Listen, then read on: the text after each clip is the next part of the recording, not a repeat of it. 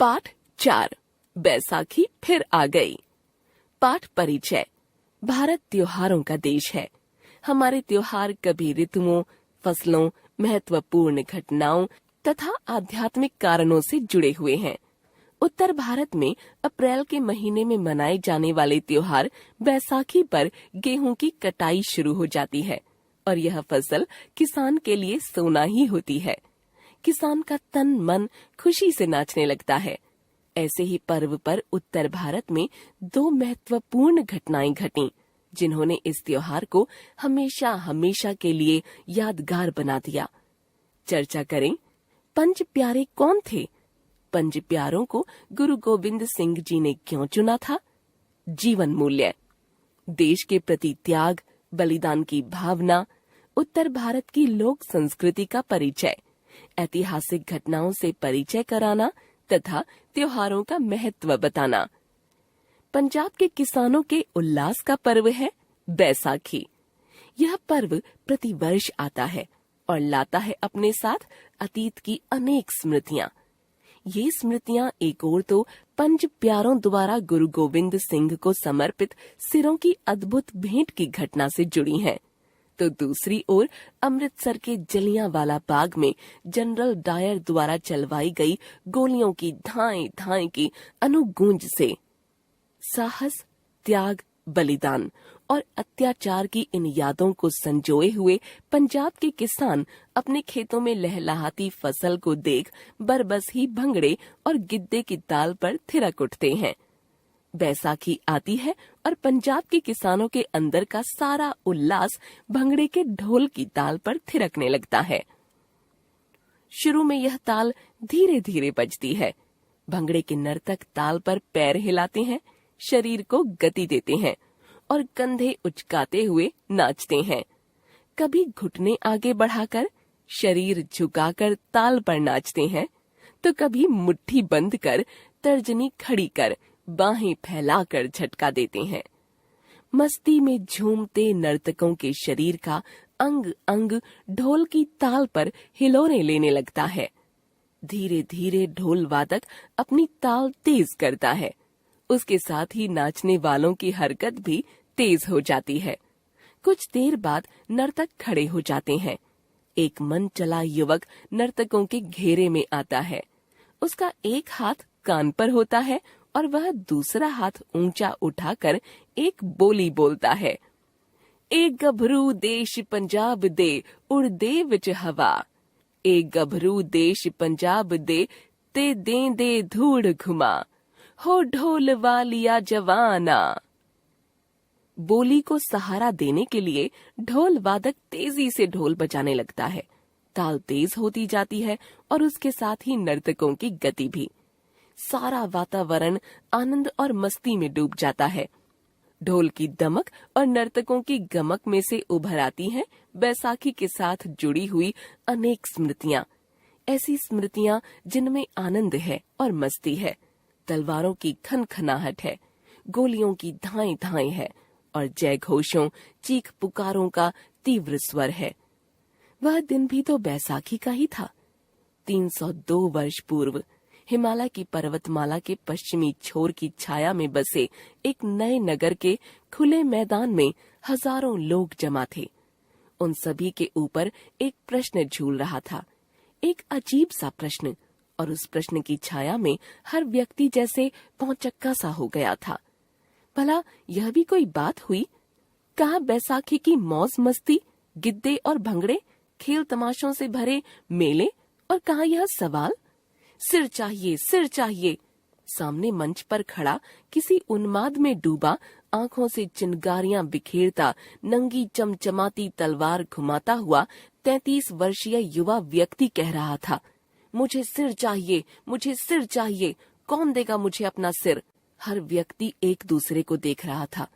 हर व्यक्ति एक दूसरे से आंखें चुरा रहा था और प्रश्न था कि डंके पर पड़ने वाली चोट की तरह बराबर बजता चला जा रहा था।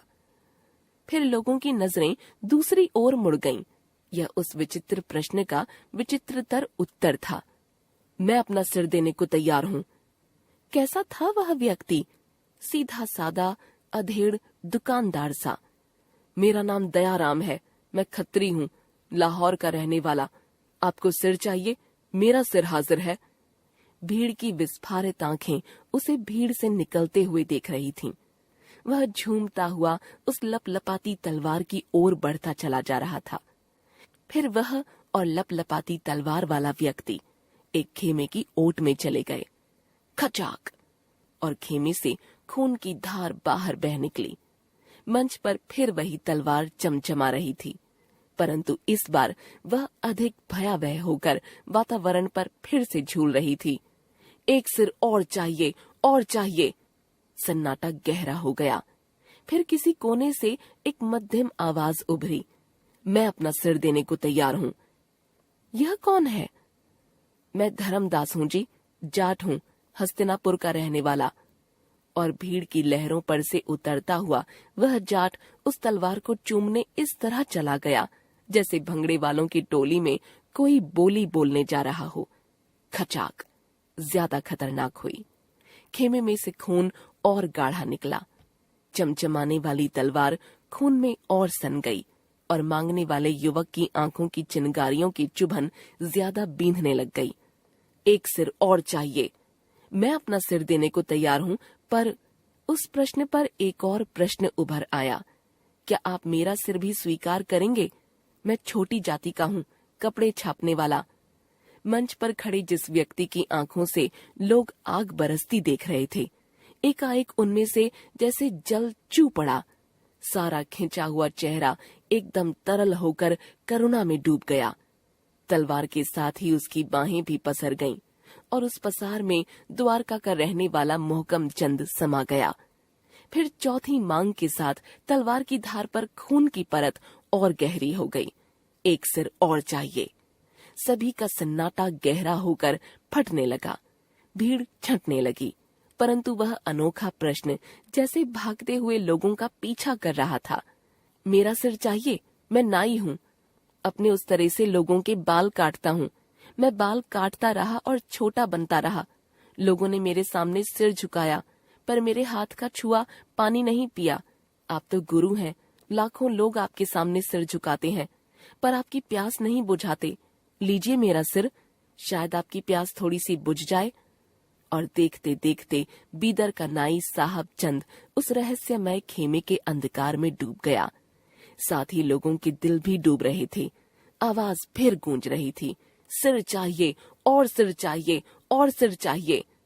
तब लगा बैसाखी के आनंदपूर्ण अवसर पर आनंदपुर से जुड़ी हजारों लोगों की भीड़ भगदड़ में बदल जाएगी। लोगों को लगा था युवा गुरु गुरु गोविंद सिंह विक्षिप्त हो गए हैं। लोग सोच रहे थे, कैसा है यह गुरु? यह धन नहीं मांगते, वस्त्र नहीं मांगते, घोड़े हाथी नहीं मांगते, श्रद्धा और भक्ति नहीं मांगते। यह मांग रहे हैं सिर। कहते हैं अपना सिर मुझे दे दो। सिर दे दें तो पास रहेगा क्या? और उनकी आवाज और तेज होती जा रही थी, मुझे सिर चाहिए। लोग सिर बचाने लगे, उठ उठ कर भागने लगे। गुरु की आवाज और तीखी होती गई, अरे भागते कहाँ हो? क्या भागकर तुम अपना सिर बचा सकोगे? क्या तुम यह भी नहीं जानते कि सिर बचाने से सिर चला जाता है और सिर देने से सिर बच जाता है? अपना सिर बचाना चाहते हो तो यह सिर मुझे दे दो। और तब सिर लेकर हाजिर था जगन्नाथपुरी का धीवर हिम्मत राय। 5 ने अपने सिर भेंट कर दिए। वे गुरु के प्यारे बन गए, सबके प्यारे बन गए, पंज प्यारे। परीक्षा में उत्तीर्ण ये प्यारे नए वस्त्रों में सुसज्जित वहां उपस्थित जन समूह के सम्मुख खड़े थे। 3 सदियां गुजर गईं। आज भी जब उनकी याद आती है तो उनमें से किसी का नाम याद नहीं आता, न ही कोई अकेला अकेला याद आता है। 5 प्यारे एक साथ याद आते हैं। इन सिर देने वालों की यह याद बैसाखी को और अधिक प्यारा बना देती है। सिर मांगना एक विचित्र मांग थी, पर सिर दे देना उससे भी अधिक विचित्र था। इसमें एक बात सबसे विचित्र थी, सिर मांगने वाला पंजाब में सिर मांग रहा था, परंतु देने वाले उनमें पंजाब का सिर्फ एक था। एक था हस्तिनापुर का और शेष एक गुजराती, एक कन्नड़ और एक उड़िया। भावात्मक एकता और भारत की अखंडता के नाम पर बड़े बड़े भाषणों, लेखों और नारों के बनावटी आयोजन के मध्य से यह नहीं उभरा था। फिर यह सब कैसे हुआ था? कैसे एक ही मांग पर उत्तर, दक्षिण, पूर्व, पश्चिम के सिर एक साथ आ जुटे थे? बैसाखी आती है तो इस तरह के कितने ही सवाल हमारे सामने आ खड़े होते हैं। भंगड़े के ढोल का स्वर और मुखर हो उठता है, पर ढोल की इस मधुर आवाज के साथ यह और कौन सा स्वर था? धाएं धाएं धाएं। इस आवाज के साथ एक और बैसाखी उजागर हो गई, सन 1919 की अमृतसर की बैसाखी। चारों ओर आवाजें गूंज रही थीं। रोलट कानून मुर्दाबाद, काला कानून वापस लो। जलियांवाला बाग में 20,000 से अधिक नर नारी जमा थे। शहर के मकानों की चार दीवारी से घिरे इस बाग में प्रवेश करने के संकरे दरवाजे पर फौजी अपने जवान लिए खड़ा था, जनरल डायर, और उसका हुक्म था फौरन तितर बितर हो जाओ। परंतु कौन, कहां से, किधर से तितर बितर हो जाए? चारों ओर ऊंचे ऊंचे मकान, निकलने का सिर्फ एक रास्ता, और उस रास्ते पर तनी है सिपाहियों की बंदूकें, और सड़क पर उन्हें घेरे खड़ी हैं फौजी आर्म्ड कारें। अच्छा, तो तुम सरकारी हुक्म नहीं मानते? लो सजा भुगतो। Fire fire fire. बंदूकों से गोलियां छूट रही थीं, धाएं धाएं, और हाय हाय की आवाजें एक दूसरे से मिल गई थीं। गोलियां दनादन छूटती चली जा रही थीं। लोग भाग दौड़ करते, चीखते चिल्लाते हुए घायल पक्षियों की तरह फड़फड़ा रहे थे। जनरल डायर चीखता चला जा रहा था, फायर फायर फायर। अमृतसर की बैसाखी का मेला खूनी मेले में बदल गया था। गुरु गोबिंद सिंह ने भी एक बैसाखी खूनी बैसाखी बना दी थी। उसमें कुछ लोगों ने अपने सिरों को मानो हथेली पर रखकर सौंप दिया था। आज जनरल डायर जबरदस्ती सिर ले रहा था। बचने का कोई उपाय नहीं था। मानो वह हुक्म नहीं, सूरज की तेज गर्मी थी, जिसके प्रभाव से 20,000 लोगों को 3 मिनट में भाप बनकर उड़ जाना था। हंटर कमीशन के सामने जनरल डायर ने एक बात कही थी, मैंने और भी गोलियां चलवाई होती अगर मेरे पास कारतूस होते। मैंने 1600 बार ही गोलियां चलवाई क्योंकि मेरे पास कारतूस खत्म हो गए थे।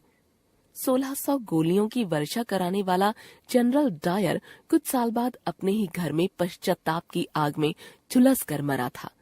उसकी पीठ पर बरद हस्त रखने वाला उस समय का पंजाब का lieutenant governor O Dwyer Baisakhi और भंगड़े की भूमि के ही एक लाल उधम सिंह की गोली का शिकार बना था। बैसाखी फिर आ गई है। देश में हरित क्रांति लाने वाला किसान फिर से झूम उठा है। पंजाब की धरती गिद्दे और भंगड़े की ताल पर फिर से थिरक उठी है।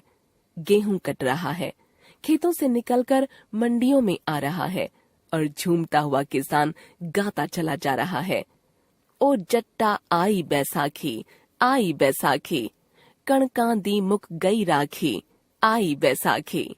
लेखक डॉक्टर महीप सिंह।